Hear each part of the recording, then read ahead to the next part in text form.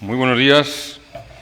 Como siempre, muchísimas gracias por seguirnos a través de las cámaras y del streaming. Y, como siempre, condolencias a todas las familias de las personas que han fallecido por COVID y por no COVID. También agradecimiento a todas las personas que en cada día nos siguen ayudando a combatir el maldito virus, que poco a poco es verdad que presenta números más bajos, pero que en este momento precisa de no bajar nada la guardia, precisa de mayor responsabilidad. Nos enfrentábamos al virus desde hace ya más de 60 días y pedíamos la responsabilidad de la ciudadanía, que ha tenido una respuesta en la que nunca tendremos suficiente tiempo ni palabras para agradecer. Esto es verdad. Pero hemos llegado a un punto en el que sigue caminando el descenso de los números de cada día.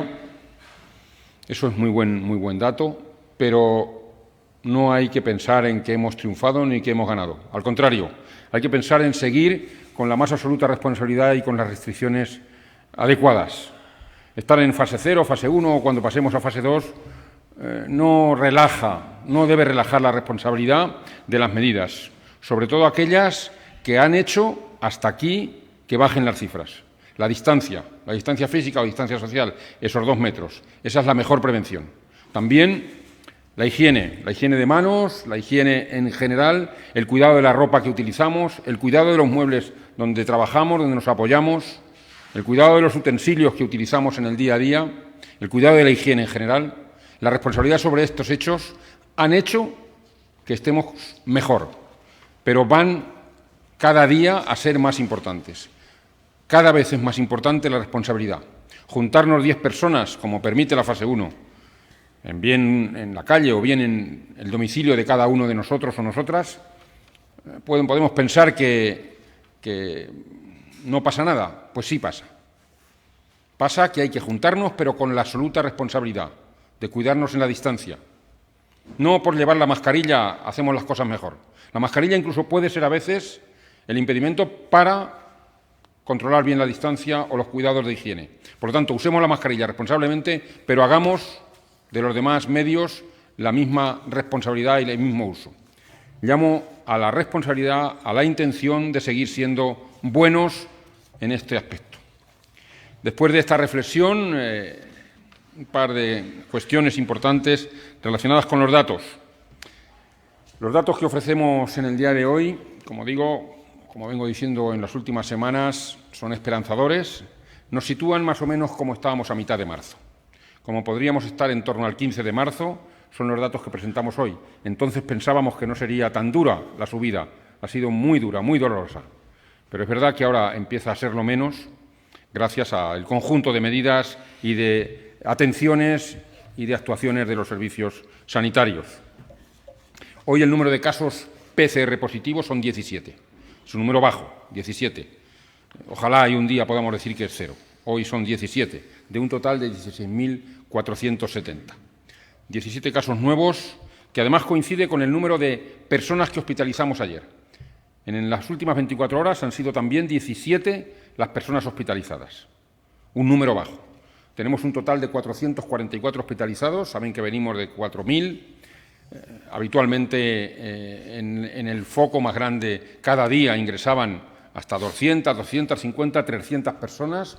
Hoy, en las últimas 24 horas, han ingresado 17, con unos ingresos desde las urgencias del 15%, pero otro dato también llamativo en lo bueno, que es que nuestras UCIs en el día de ayer, en las últimas 24 horas, solo han ingresado a 2 pacientes. 17 en total, 2 de ellos en las UCIs. Son números adecuados para pensar en esa bajada. Se han hecho ya un total de 63.946 PCRs en Castilla-La Mancha, casi 64.000, y si juntamos las PCRs con los test rápidos, 160.000. Pero nos tenemos que centrar en la PCR, que es el contaje que el Ministerio ha decidido hacer en este momento, y como digo, son casi 64.000 PCRs las que llevamos realizadas para ese conjunto de 16.470 casos positivos. En residencias son 236 las residencias afectadas y 6.000, algo más de 6.000 casos en estas residencias. El número de fallecidos positivos en residencias son de 1.173 y el número de posibles 1.186. El conjunto hace unos 2.300 pacientes fallecidos entre posibles y confirmados. Saben que estamos inmersos en el estudio de seroprevalencia a nivel nacional, que ayer se conocieron los primeros datos provisionales. En esos datos provisionales, Castilla-La Mancha arroja unos cuantos datos que ahora analizamos. Quiero dedicar unos minutos a explicar este estudio de seroprevalencia, qué pretende, para qué se hace un estudio de seroprevalencia en España, que se empezó a diseñar en marzo y que ha tenido ahora, como digo, los primeros resultados provisionales. El objetivo principal es conocer, es estimar, si es más adecuada la palabra, estimar la prevalencia de la infección por SARS-CoV-2, COVID-19, mediante la determinación de anticuerpos. En este caso concreto ha sido de anticuerpos IgG, es decir, queremos conocer quién ha tenido enfermedad a través de la determinación de anticuerpos IgG. Esto se ha hecho con unos test rápidos, con una sensibilidad por encima del 95%, cifrada en el 97%. Quiero recordar que son los mismos test que utiliza Castilla-La Mancha para toda su actividad en cuanto a test rápidos. Son los test que compró Castilla-La Mancha en un primer momento y que después el Ministerio, analizando el resultado que habían tenido estos, fueron los que determinaron comprar y con los que se está haciendo ese estudio de seroprevalencia, como digo, con una sensibilidad más allá del 95%. Importante el dato. ¿Qué es la prevalencia? ¿Qué es un estudio de seroprevalencia? ¿Qué encuentra esta estimación de un estudio de seroprevalencia? Pues es una proporción de personas, un número de personas, una proporción que presenta anticuerpos, que presenta enfermedad, en un periodo concreto. Esto ha sido de 2 semanas. Y puede ser que lo hayan pasado o puede ser que lo estén pasando. Por lo tanto, tiene en cuenta todos aquellos que tienen anticuerpos que puede ser que lo hayan pasado o que lo estén pasando. Eso es la prevalencia. ¿Qué diferencia hay cuando hablamos de incidencia? La incidencia no se utiliza para hacer estudios epidemiológicos, en este sentido. Se utiliza la prevalencia, que es lo que he explicado. La incidencia es solo el número de casos nuevos. Por lo tanto, el estudio de seroprevalencia lo que hace es determinar el estado de inmunidad de una población, en este caso de toda España. Se estima que en España la prevalencia, es decir, el número de casos que ha descubierto este estudio, en un momento todavía provisional, es del 5% de media. El 5% de las personas en España estarían inmunizadas para COVID-19, para SARS-CoV-2, el 5% de media. En Castilla-La Mancha ese porcentaje se eleva por encima del 10%. Es decir, ha habido más casos en Castilla-La Mancha y se ha inmunizado más la población. Eso se puede apreciar en los mapas que circulan en los diferentes medios de comunicación y que incluso ayer en la conferencia que ofrecía el Ministerio se veían en diferentes colores azules. Como ven, claramente las zonas más cercanas a Madrid aparecen en un color azul más oscuro, aparecen en un color que determina el porcentaje de casos, el porcentaje de inmunización o de prevalencia, es decir, de número de personas que han podido ya pasar la enfermedad. Eso es un dato que nos ha traído un montón de casos, un número de casos muy importante para Castilla-La Mancha, pero también ahora determina el caso de inmunización, que Castilla-La Mancha tiene más personas inmunizadas que tienen otras comunidades. Todavía no tenemos una inmunización adecuada para pensar en el final del virus. Para eso hay que irnos a porcentajes por encima del 60 y 65%. Castilla-La Mancha todavía nos encontramos en ese por encima del 10 de media, casi 11%. Por lo tanto, seguiremos trabajando en los estudios de seroprevalencia. En este de España, en Castilla-La Mancha se pensaba en estudiar 6.400 personas. El estudio ha descubierto que ha participado, lo tengo que mirar, 5.066 al final. El porcentaje el porcentaje de personas por provincias que han tenido ya la enfermedad y, por lo tanto, están inmunizadas.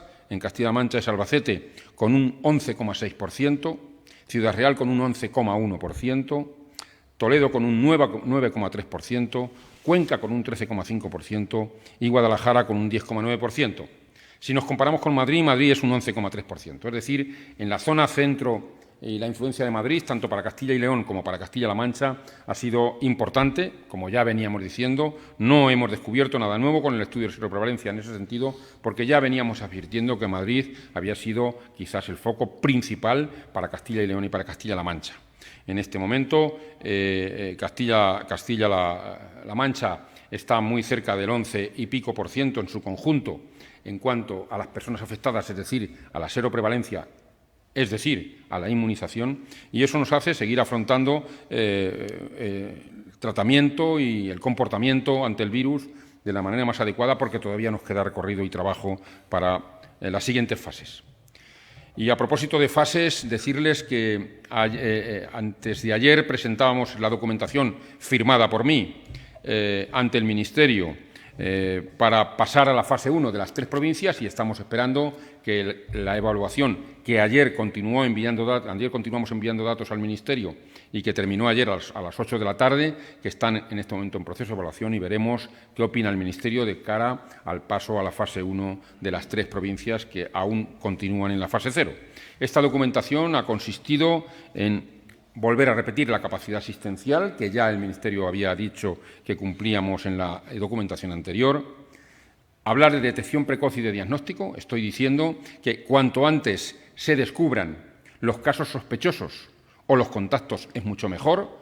Esto saben que ha conllevado un desarrollo y desempeño de tareas que llevan consigo el refuerzo de la atención primaria. Para eso, más de 400 enfermeras ahora van a estar en los centros de salud, nuevas, 427 me parece que son enfermeras en los centros de salud, que se han distribuido para aquellas zonas que tienen menos de 1.000 tarjetas sanitarias. Será el propio equipo quien lleve a cabo el rastreo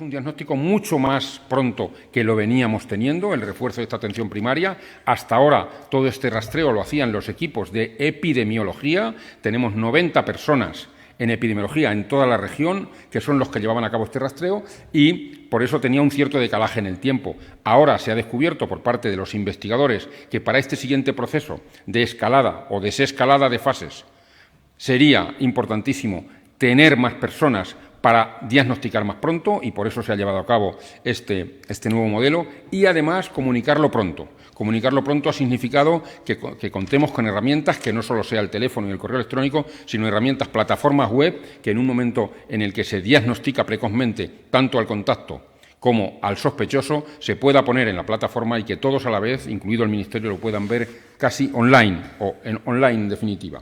Aunque ya en este momento estamos enviando los datos a través del sistema de información del Ministerio cada día. Cada día se envían los datos del día anterior, pero tenemos que seguir trabajando y mejorando en este sentido. El diagnóstico, como saben, depende de la capacidad asistencial en cuanto a radiología, en cuanto a otros términos diagnósticos y también en cuanto a test, que hemos desarrollado también, como saben, la capacidad de PCRs, de TMAs y de diagnóstico rápido ELISA para poder disponer de un total de 5.000 al día como mínimo para poder diagnosticar lo más rápidamente posible y sin problemas de capacidad. Y, como les decía, el tercer bloque de documentación se refiere a la declaración rápida, que tiene que ver con la herramienta y la plataforma web. Por lo tanto, esta documentación está toda en el Ministerio y ahora se está evaluando, y tendremos una videoconferencia bilateral con el ministro y todo su equipo para discutir el pase a la fase 1 de estas provincias. Y por fin también informarles de los siguientes estudios de seroprevalencia, que tiene que ver con el que haga Castilla-La Mancha, independientemente del Estado, que lo haremos justo cuando esté terminando el del Estado, para conocer, seguir conociendo más en profundidad el estado de inmunización de nuestra región. También se va a hacer con más número de personas que lo está haciendo el Estado y tendremos los resultados pues, durante el mes de junio, que será cuando llevemos a cabo el estudio de seroprevalencia, que se va a hacer también con test y con el diagnóstico que harán los servicios de epidemiología de la región. Ese estudio se hará también en colaboración con el Servicio de Salud de Castilla-La Mancha y con los Servicios de Salud Pública de Castilla-La Mancha.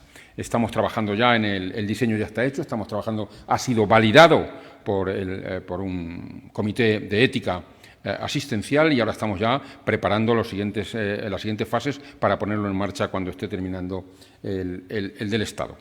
Y también estamos inmersos en otro estudio de seroprevalencia, que es el que se dirige a los profesionales. Ya tenemos más de 9.000 test y PCRs hechas a nuestros profesionales, un tercio aproximadamente de nuestros profesionales sanitarios, y decirles que en cuanto al porcentaje no difiere del de la población en general que ha hecho el estudio de seroprevalencia del Estado. Saben que Castilla-La Mancha está en un 11 y pico %, hemos dicho, del estudio de seroprevalencia a nivel nacional, pues el de los profesionales está en un 11,8% en general en el conjunto de test rápidos y PCRs, que es muy semejante a la población en general. Estos son los datos provisionales, en todo caso. Vamos a seguir trabajando porque esto es de un tercio de los profesionales sanitarios y tenemos que seguir trabajando a través de estos test rápidos, que por cierto es el mismo que está utilizando el Ministerio, como he dicho, para el estudio del Estado. Y tendremos los resultados definitivos cuando acabemos con el conjunto de profesionales sanitarios y sociosanitarios. Por lo tanto, por mi parte nada más, me someto a las preguntas que haya a propósito de sanidad en el día de hoy. ¿Qué tal? Buenos días, consejero. Nos han llegado efectivamente algunas cuestiones, algunas se pueden dar por contestadas con su intervención, pero se las voy a trasladar igualmente. Alfonso Mora, de CMM, el Gobierno central no ha hecho público los datos totales de los geriátricos, pero en la región se habla de estas cifras de fallecidos en residencias de mayores, 2.328 personas entre los fallecidos confirmados por COVID y los sospechosos. ¿Son ciertas estas cifras? ¿Qué medidas van a seguir adoptando? ¿Es Castilla-La Mancha partidaria del uso de las mascarillas en todos los espacios públicos? Bien, lo he dicho en mi intervención, no sabía que estaba la pregunta. Sí, es un conjunto de 2.300 y algo, 1.173 más 1.186. 1.173 confirmados, 1.186. Quiero hacer una pequeña aclaración. La mayoría de comunidades están dando cifras de posibles mucho mayores que los confirmados, porque posiblemente han hecho menos test a las personas fallecidas.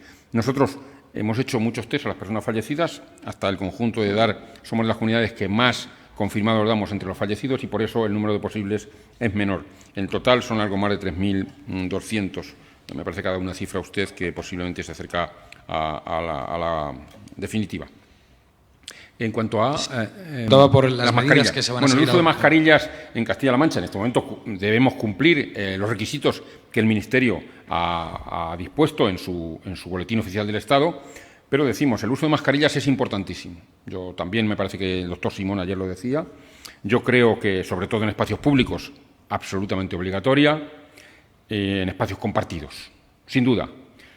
Pero quiero decir lo que decía al principio. Además de la mascarilla, por favor, la distancia social. La distancia física de 2 metros es muy importante, además de la mascarilla. Que la mascarilla sirve para apoyar bien esta tesis, pero que no se olviden de la distancia física. Hay preguntas desde Guadalajara Media, adelantándose a esa valoración de los resultados del estudio de seroprevalencia que acaba de hacer usted. Pregunta Rosa, en ese sentido, ¿le gustaría una valoración sobre el hecho de que en Guadalajara y en el resto de casi todas las provincias de la región haya tenido un mayor impacto el coronavirus? Bueno, sí, claramente ha tenido mayor impacto y claramente tiene que ver con el impacto masivo de Madrid. No cabe duda, solo echando un ojo al mapa y a los colores del mapa, yo creo que queda claro Castilla y León y Castilla-La Mancha la influencia que ha tenido. Eso, como he explicado ya en mi intervención, pues hace tener un gran número de casos y ahora también hace tener mayor número de inmunizados sin llegar a la inmunización llamada de rebaño, que está por encima del 65%. En la misma línea, desde CMM Radio, ¿qué valoración hace el Gobierno del estudio de seroprevalencia? Como ya ha comentado, ¿mantiene el Gobierno su intención de realizar uno propio y cuándo comenzaría? Sí, bueno, yo lo he explicado también. Mantenemos mantenemos y está diseñado y está aprobado ya por el Comité de Ética. Por lo tanto, ya tiene todos los parabienes, por decirlo de alguna manera. Nos queda poner fecha al comienzo, que se va a decidir cuando esté finalizando la segunda fase. Saben que tiene 3 fases en el Estado. Cuando esté finalizando la segunda fase, como no sabemos bien las fechas que ellos van a poner para la segunda fase, pues cuando esté puesta y en marcha esa segunda fase, iniciaremos nosotros con nuestra primera fase del estudio de seroprevalencia de Castilla-La Mancha. Desde Europa Press trasladan la siguiente pregunta. ¿Tiene plazo el Gobierno regional para concluir el envío de mascarillas a los domicilios de los ciudadanos de la región, habida cuenta que a muchos de ellos no les ha llegado todavía? ¿Y en qué momento se podrán retirar mascarillas en farmacias con la tarjeta sanitaria? Bueno, nuestro distribuidor saben que está haciendo correos, con el que mantenemos, por supuesto, a diario contacto, y nos han dicho que al final de esta semana tendrían repartidos los 5 millones, algo más de 5 millones de mascarillas a toda la población. Ha estado lleno seguramente de variabilidad, vicisitudes, de contactar o no con el vecino o con los vecinos de una determinada población, etcétera. Nos van informando de todo, pero nos aseguran que a final de esta semana estará, es decir, mañana, estaría terminado el primer reparto de esos 5.100.000. No obstante, si sobrasen de ese reparto, nosotros incidiremos en las zonas en las que conozcamos que no se han repartido para seguir haciéndolo. Y luego, en cuanto a las farmacias, estábamos esperando terminar este primer reparto de 5.100.000, los 100 y pico mil, y ahora viene otro reparto de más de 5 millones de mascarillas que en principio estamos preparando para iniciar en la semana del 25 de mayo. Estamos en este momento ya embolsando esas mascarillas para la distribución en las diferentes farmacias. Ya se ha preparado el acuerdo para firmar con las oficinas de farmacia, con los colegios de farmacéuticos de Castilla-La Mancha, y van a ser retiradas con la tarjeta sanitaria. Estamos hablando, en todo caso, de mascarillas quirúrgicas, que, como digo, la fecha no está fijada definitivamente, pero estará en la semana del 25. Desde el diario.es, Carmen Bachiller pregunta cómo valora que las provincias de la región estén entre las que tienen más altos porcentajes de inmunidad en España, aunque lejos de la inmunidad de rebaño, según los primeros datos del estudio de seroprevalencia. Bueno, lo he dicho a lo largo de la intervención, es una valoración que llegado este momento de datos y de nivel de inmunización, es un poco más alta que el resto de España, es el nivel de Madrid, de Castilla y León, y mejor afrontar así los siguientes días, pero nos queda trabajo para seguir la inmunidad de rebaño. Preguntaba también una valoración general de ese estudio, pero por no reiterarnos en esa respuesta que ya ha dado, le traslado la siguiente cuestión. Me gustaría también que valorase los altos porcentajes de casos sospechosos de COVID-19 en la región que se hicieron públicos ayer. ¿Qué significa de cara a las opciones de Castilla-La Mancha pasar a siguientes fases de desescalada? Es que no he entendido bien la pregunta. Los altos porcentajes de casos sospechosos de COVID en la región que se hicieron públicos ayer. ¿Y qué significa de cara a las opciones de la región a pasar a siguientes fases de desescalada? Bueno, los casos sospechosos vienen del rastreo precisamente que se ha iniciado desde la atención primaria y tiene que ver, evidentemente, si lo que hacemos es buscar y rastrear entre sospechosos, contactos y casos confirmados, el número va a ser mayor, lo decía tanto el ministro como el doctor Simón. Ante la búsqueda, que lo que queremos es adelantarnos al diagnóstico precoz, no estamos esperando diagnosticar con el test, sino que estamos buscando. En la búsqueda saldrán más casos. Evidentemente, eso será mejor porque podremos tratarlos si fuesen casos con síntomas que, desde el punto de vista clínico, merecen el tratamiento. Por lo tanto, abiertos a que sean más casos en la búsqueda y en el rastreo, lo que hará tener un mejor y un adelantado tratamiento a lo que nos pudo pasar cuando todavía no conocíamos perfectamente el virus, cuando todo empezó, que hemos dicho, dado el desconocimiento, nos han podido pasar cosas y con esto lo que nos adelantamos es a que no exista ese desconocimiento. Hay una última pregunta para el consejero de Sanidad. Desde Guadalajara Diario, Nuria Fernández plantea lo siguiente. Tras semanas de descenso continuado en el número de ingresos en el Hospital de Guadalajara, llevamos 2 días con nuevos ingresos. ¿Qué lectura hace el Gobierno regional? ¿Hay motivo de alarma? A ver, con el virus hay que ser muy cauto. Decir no a motivo de alarma, bajo mi punto de vista, es un error. Siempre hay motivo de alarma. Con un solo caso hay motivo de alarma. Digo lo mismo que con el número de fallecidos. Hoy son 17 en 24 horas. ¿Es mucho? Pues sí, es mucho. Tenía que ser 0. ¿Es mucho los que han ingresado en Guadalajara? Es mucho, porque tenía que ser 0. Pero Evaluar los datos con 2 días solo en cuanto a la epidemia, la pandemia, es igual si de ingresados o de casos nuevos, es menos adecuado que evaluarlo como se hace en el índice acumulado en las 14 días, porque es el periodo de incubación. Por lo tanto, es precipitado con 2 días saber si es repunte o no repunte. En principio yo diría que no, pero es mucho mejor esperar al índice acumulado de casos y de ingresos que se tiene que evaluar en 14 días, que es el periodo de incubación. Y eso es lo que recomiendan los métodos científicos, los métodos epidemiológicos. Esperar a 14 días para hacer evaluaciones de evolución de los casos. Muchas gracias. Ahora, a continuación, me acompaña en la rueda de prensa el consejero de Agricultura, colega Francisco Martínez Arroyo, que va a tomar la palabra para hablarles de los temas de su cartera. Muchas gracias. Bueno, pues muchas gracias, consejero. Gracias, Jesús. Por mi parte, antes de nada, también trasladar un mensaje de ánimo al conjunto de la ciudadanía, como ha hecho el consejero de Sanidad, en nombre del Gobierno regional. Creo que es momento de ir todos a una, como está demostrando cada día la sociedad de Castilla-La Mancha. Aprovecho también hoy, 14 de mayo, para acordarme de los agricultores y ganaderos que celebran mañana el Día de San Isidro. Es un día muy importante en la región, porque Castilla-La Mancha es una región muy rural, en la cual el sector agrario tiene un papel fundamental. En muchos pueblos mañana es fiesta, es una fiesta de todos y creo que es un excelente momento para reconocer el papel que a lo largo de esta situación de crisis sanitaria han desarrollado los agricultores y ganaderos.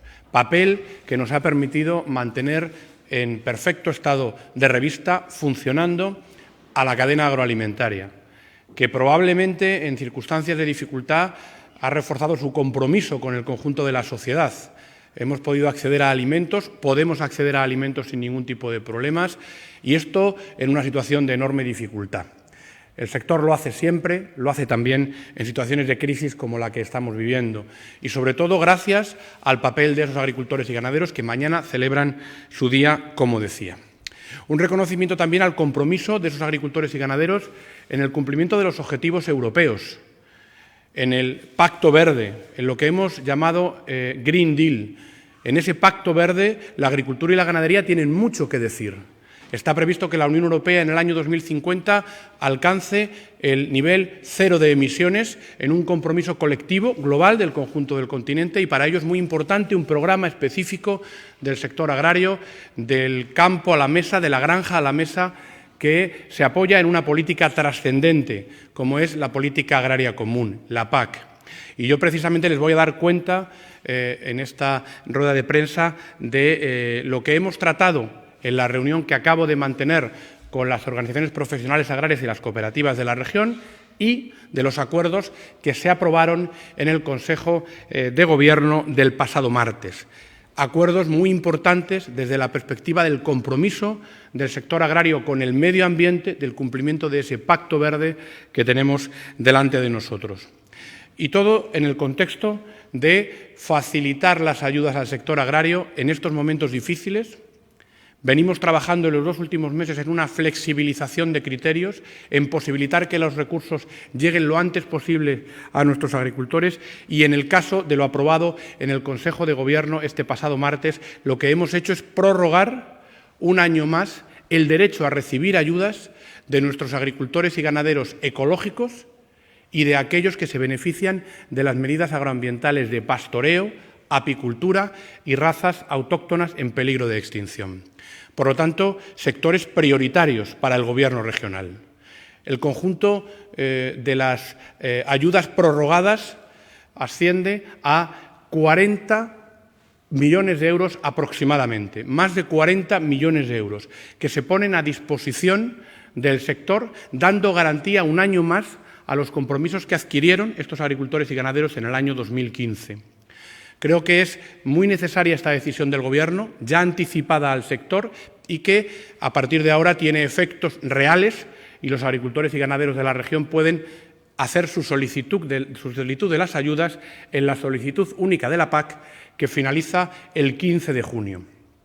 Damos, por lo tanto, garantía a ese año adicional cuando vivimos momentos de dificultad en la política agraria común, cuando todavía no sabemos qué presupuesto va a tener esta política para el próximo periodo de programación y cuando tampoco sabemos con cuánto dinero va a contar Castilla-La Mancha en el futuro programa de desarrollo rural. Pero hemos querido garantizar el derecho de esos agricultores y ganaderos. Y tengo que recordar muy claramente que estos agricultores y ganaderos iniciaron sus compromisos en el año 2015 con una decisión del Gobierno del Partido Popular que tuvo unos efectos nefastos en el sector agrario de la región, porque hubo muchos agricultores y ganaderos que se quedaron fuera de las ayudas, fundamentalmente de ecológica.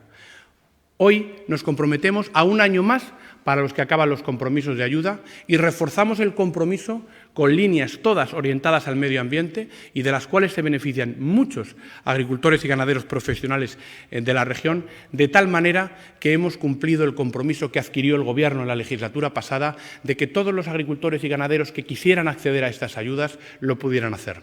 Por ello, hemos convocado a lo largo de los años pasados nuevas convocatorias de ayuda para que hoy ningún agricultor y ganadero ecológico de la región, por particularizar en la agricultura ecológica, se quede sin derecho a sus ayudas. Y quiero recalcar con mucha contundencia que Castilla-La Mancha es la región europea que más dinero dedica a la producción ecológica. En nuestro programa de desarrollo rural, hasta el momento, con esta prórroga que les he mencionado, 253 millones de euros. Insisto, la región de Europa que más recursos destina a la producción ecológica. Y además, la región de Europa con más superficie y más agricultores y ganaderos comprometidos, particularmente en el sector del viñedo, que es nuestra joya de la corona. También en la producción ecológica tenemos 60.000 hectáreas de viñedo ecológico, siendo también en esta producción líderes a nivel mundial. En su conjunto son ayudas que fomentan la producción agraria respetuosa con el medio ambiente.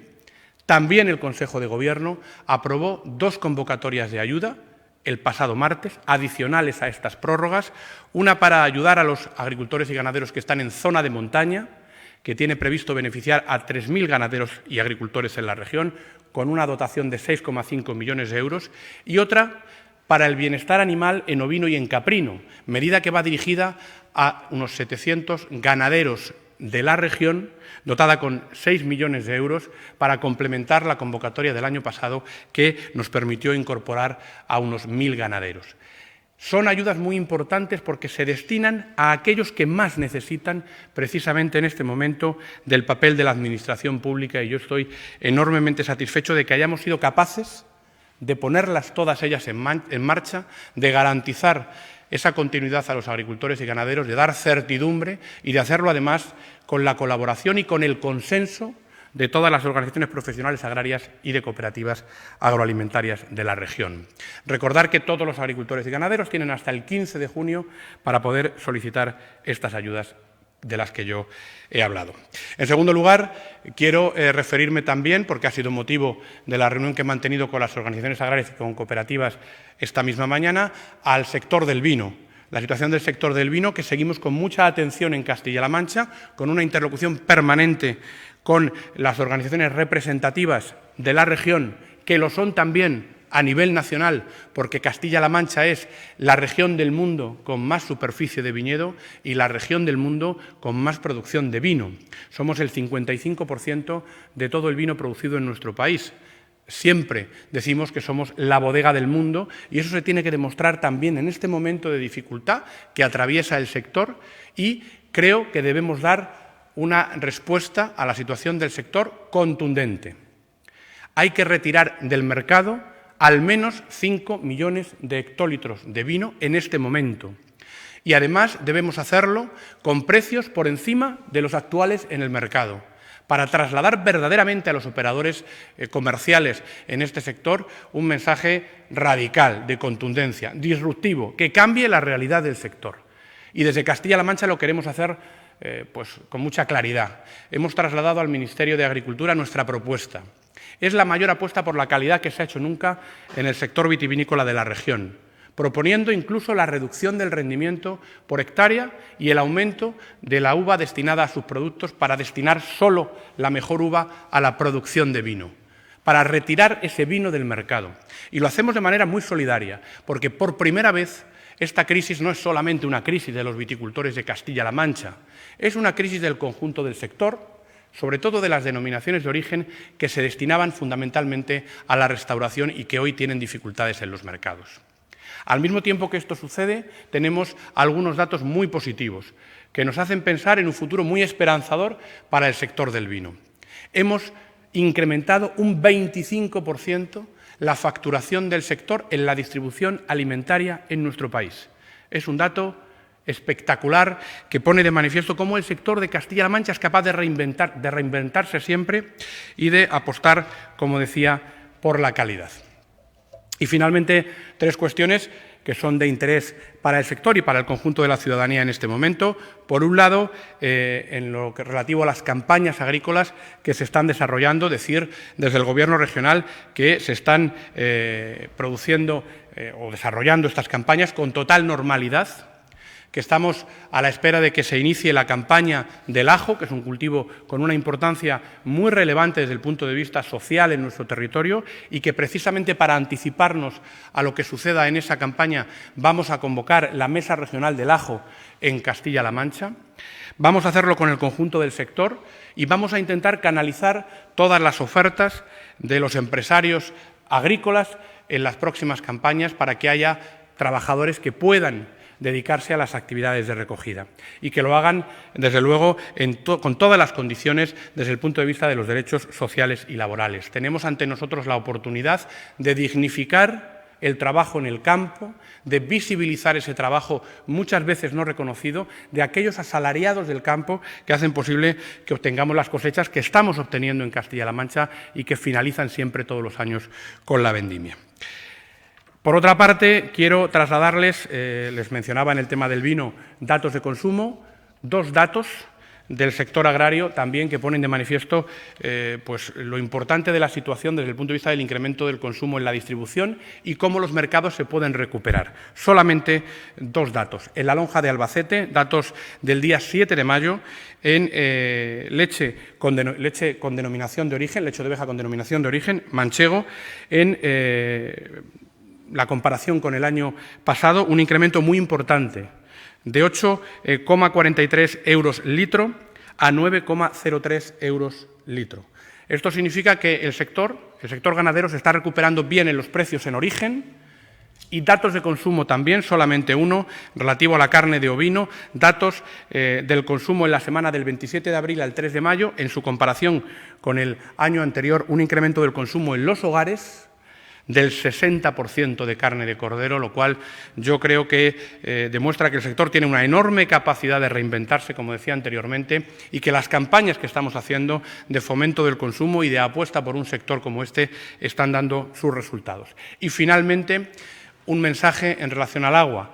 Recientemente la Confederación Hidrográfica del Guadiana ha considerado sacar de la situación de alerta a 3 masas de aguas subterráneas en el Alto Guadiana: Lillo Quintanar, Consuegra, Villacañas y Sierra de Altomira. Los agricultores afectados van a poder regar con la misma cantidad de agua que tienen concedida.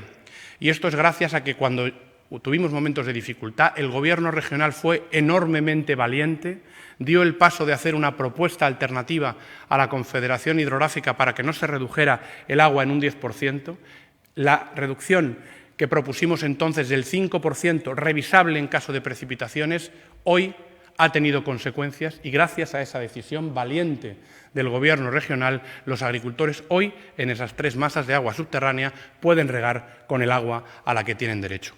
Me siento enormemente satisfecho de esa decisión que hemos hecho entre todos y que demuestra que cuando las administraciones van juntas y trabajan por el bienestar de los ciudadanos, las cosas salen mejor y este es un excelente ejemplo. Nada más por mi parte.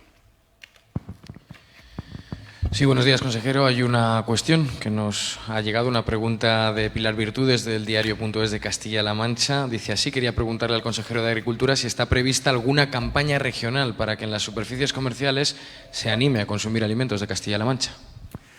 Bueno, agradecer la pregunta a Pilar del diario.es, decirle que estamos en este momento en una campaña específica de fomento del consumo del cordero y del cabrito, que fueron los productos que más dificultades tuvieron al inicio de esta crisis, que acompañamos esa campaña de fomento del consumo con una ayuda directa para los ganaderos que estamos ultimando, pero que ya está comprometida por parte del Gobierno regional, y con medidas de almacenamiento privado de producto ganadero, tanto carne como de leche en el sector, que también está en marcha.